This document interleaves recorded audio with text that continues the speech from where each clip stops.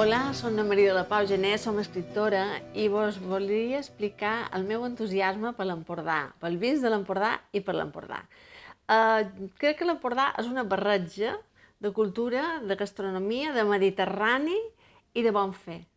I que és una terra magnífica, plena de riquesa i que, a més, la seva tradició de treballar el vi ve de molt lluny, però que en aquests últims 20 anys s'ha revifat i se fan vins fantàstics. Jo tinc una especial debilitat per Sant Feliu de Guíxols, perquè el que va passar és que quan el rei en Jaume I, va anar a conquerir Mallorca, l'acompanyaren molts cavallers de la zona de Girona i d'altres zones i de l'Empordà.